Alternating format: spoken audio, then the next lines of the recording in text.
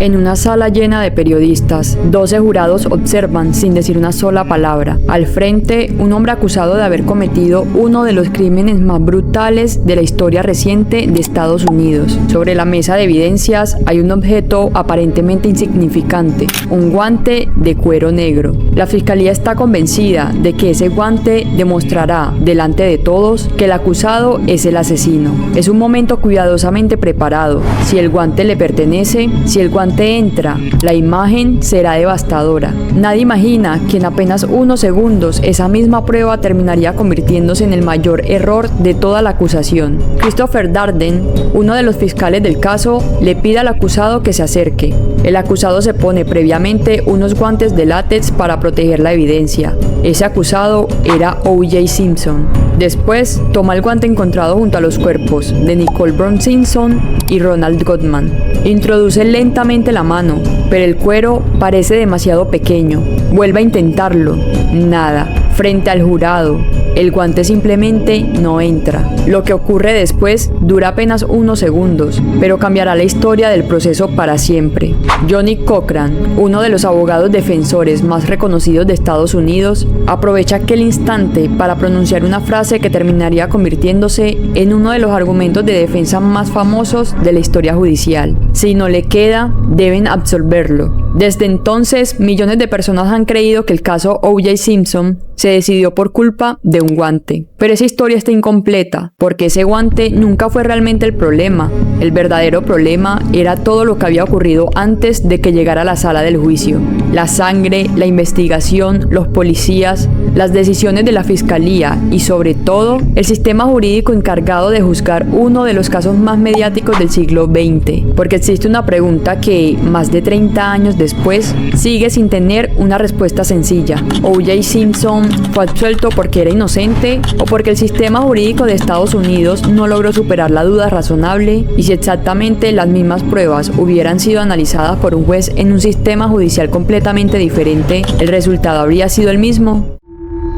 Hoy no vamos a reconstruir únicamente un doble homicidio. Vamos a reconstruir un juicio que transformó para siempre la forma en la que el mundo entiende la prueba científica, la presunción de inocencia y el poder que puede tener un solo error de la investigación sobre el destino de un proceso penal. Porque al final, en el derecho, no basta con encontrar la verdad, hay que demostrarla.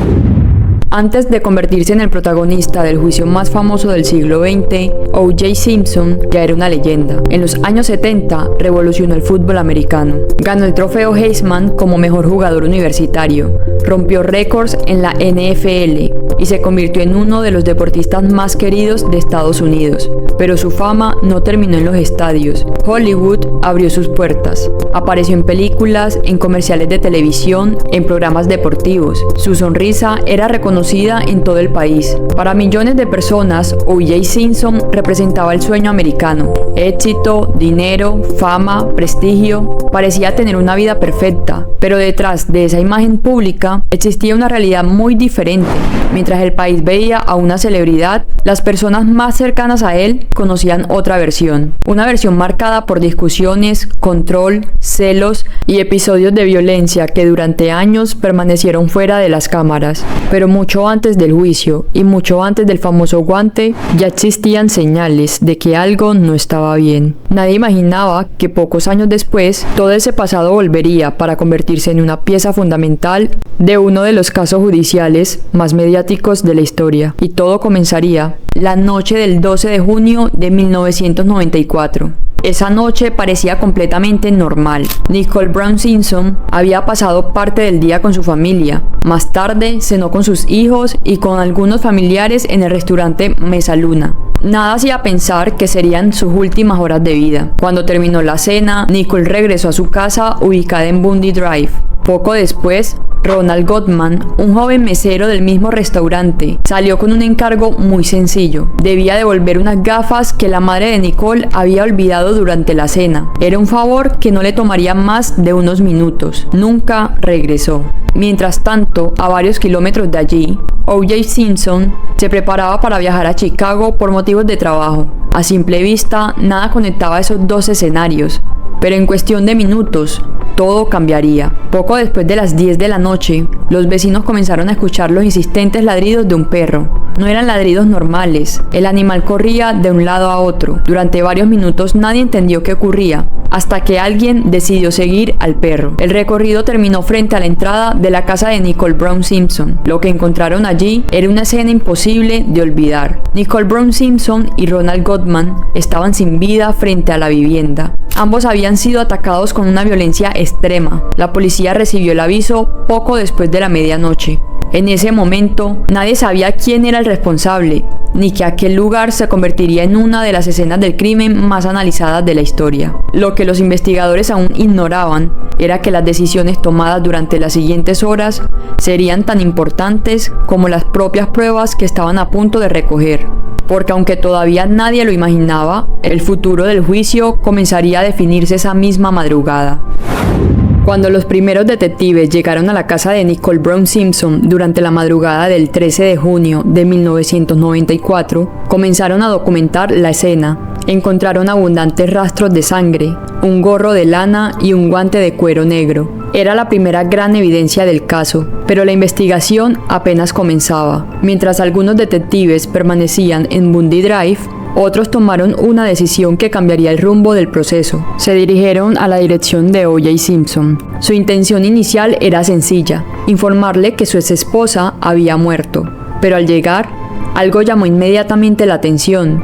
Habían manchas de sangre cerca de la entrada de la propiedad. Aquello cambió por completo el rumbo de la investigación. Los detectives ingresaron al lugar y fue allí donde el detective Mark Fuhrman afirmó haber encontrado un segundo guante. Un guante que aparentemente hacía pareja con el hallado junto a los cuerpos. Por primera vez, las dos escenas parecían conectarse y todas las miradas comenzaron a dirigirse hacia un solo hombre, O.J. Simpson. En pocas horas, el exdeportista pasó de ser el exesposo de una de las víctimas a convertirse en el principal sospechoso del doble homicidio.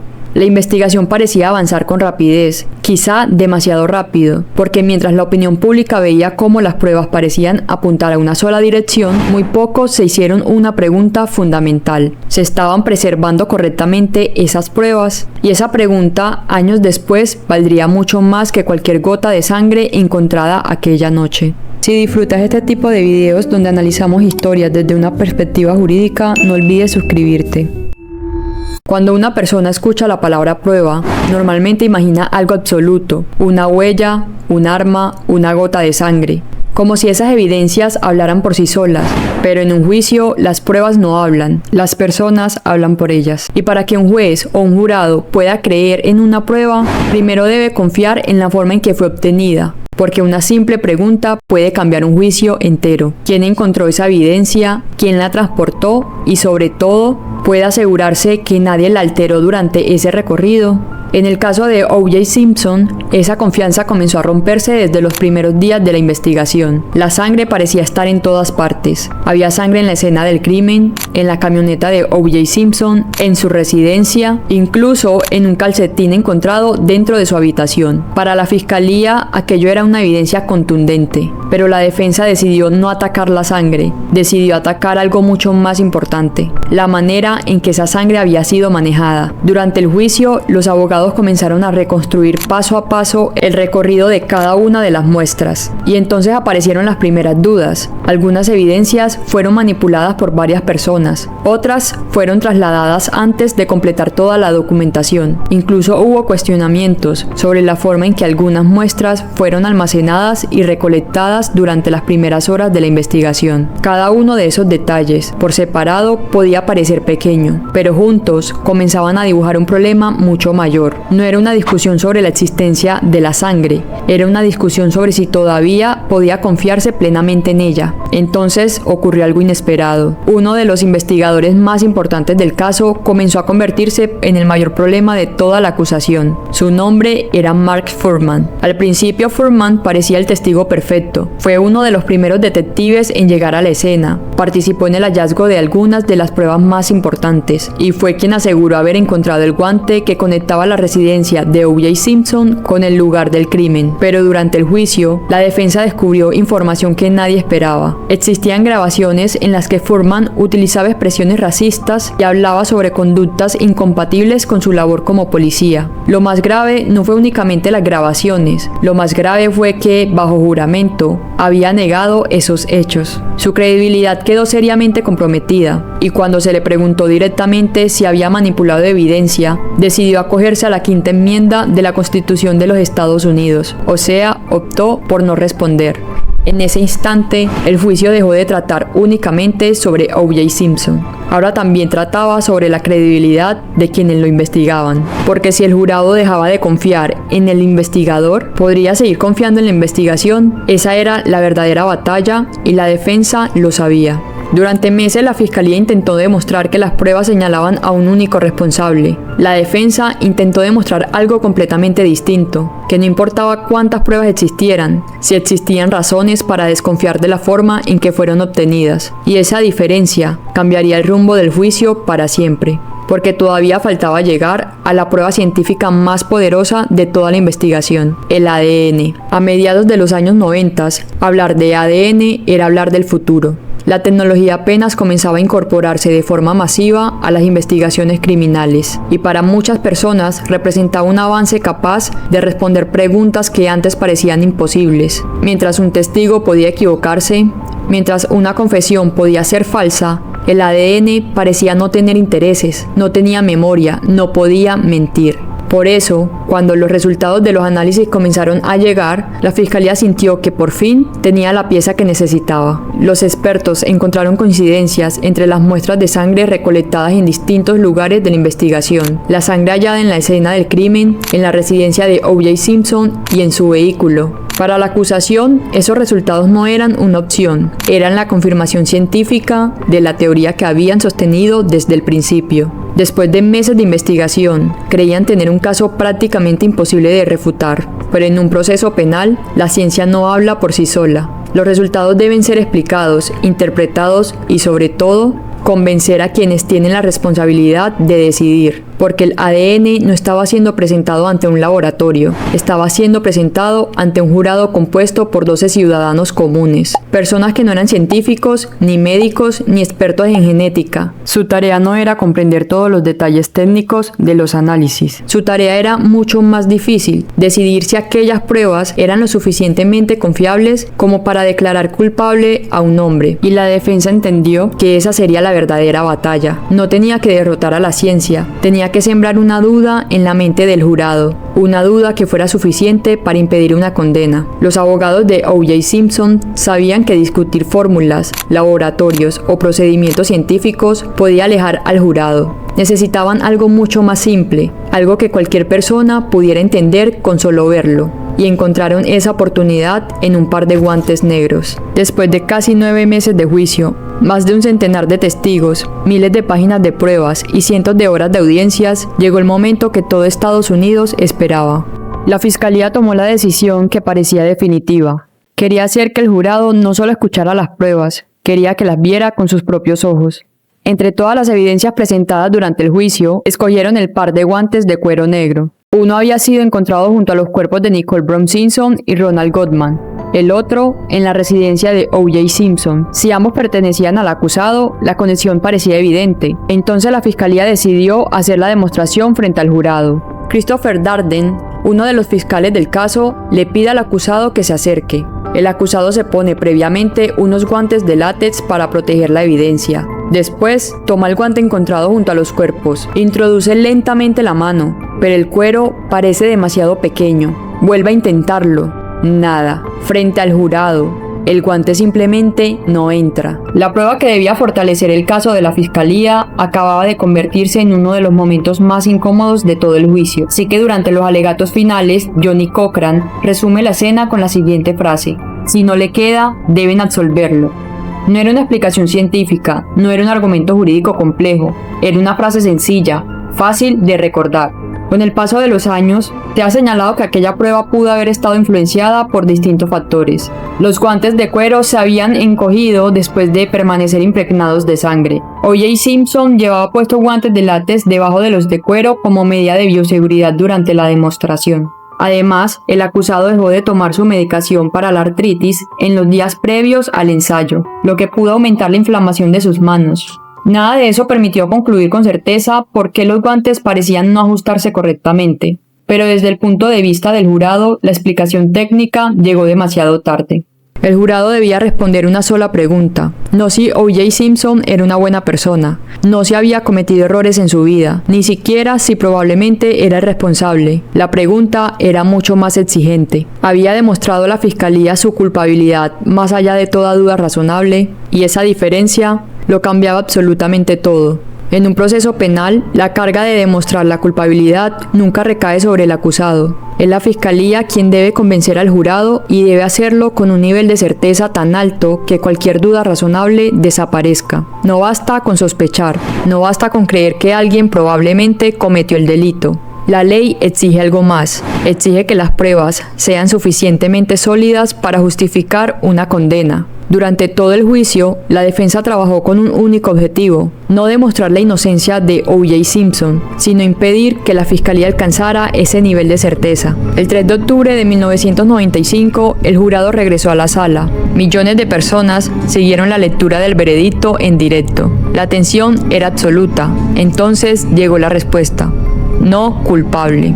No culpable por el asesinato de Nicole Brown Simpson, no culpable por el asesinato de Ronald Goldman. En cuestión de segundos, el juicio más mediático del siglo terminó con una absolución. Para una parte del país, la decisión fue injusta. Para otra parte, fue consecuencia natural de una investigación llena de errores y de una fiscalía que no logró eliminar todas las dudas. Y aquí es donde suele comenzar una confusión que sigue hasta ahora. Muchas personas interpretaron aquel veredicto como una declaración de inocencia, pero el jurado nunca dijo que O.J. Simpson era inocente. Lo que dijo fue algo completamente distinto, que la fiscalía no había logrado demostrar su culpabilidad con el estándar que exige el derecho penal estadounidense. Y esa diferencia es una de las más importantes de todo este caso. Porque un veredicto de no culpable no significa necesariamente que los hechos nunca ocurrieran. Significa que las pruebas presentadas no alcanzaron el nivel de certeza que exige la ley para imponer una condena penal. Es una diferencia sutil, pero enorme. Sin embargo, la historia no terminó cuando O.J. Simpson salió del tribunal. Apenas unos meses después, otra corte, con reglas diferentes, con un objetivo diferente y con un estándar de prueba completamente distinto, llegaría a una conclusión que sorprendería al mundo. Cuando el jurado declaró a O.J. Simpson no culpable, muchas personas pensaron que el caso había terminado, pero no era así. Todavía faltaba otro juicio. No era un juicio penal, era un juicio civil, y aunque ambos analizaban los mismos hechos, las reglas habían cambiado. En el proceso penal, la fiscalía buscaba demostrar que O.J. Simpson había cometido un delito. La consecuencia podría ser una condena a prisión. Por eso, la ley exigía el estándar de prueba más alto. Es una protección diseñada para evitar que una persona sea condenada injustamente. En el proceso civil, la pregunta era diferente. No se discutía si debía ir a prisión, se discutía si debía responder económicamente por los daños causados. Y cuando la consecuencia cambia, también cambia el nivel de prueba exigido. En este tipo de procesos, no es necesario eliminar toda duda razonable. Lo que debe demostrarse es que una versión de los hechos resulta más probable que la otra. En otras palabras, el juez o el jurado deben decidir cuál explicación tiene mayor respaldo en las pruebas disponibles. Eso fue exactamente lo que ocurrió. En 1997, 2 años después de la absolución penal, un jurado civil llegó a una conclusión diferente. Consideró que O.J. Simpson era responsable por las muertes de Nicole Brown Simpson y Ronald Goldman, y lo condenó a pagar millones de dólares en indemnizaciones a las familias de las víctimas. Las pruebas eran, en gran medida, las mismas. Lo que había cambiado era la pregunta jurídica que debía responderse, y también el estándar de prueba exigido por la ley. A primera vista, puede parecer una contradicción. ¿Cómo es posible que una persona sea absuelta en un juicio y considerada responsable en otro? La respuesta no está en los hechos, está en las reglas, porque el derecho no siempre formula la misma pregunta.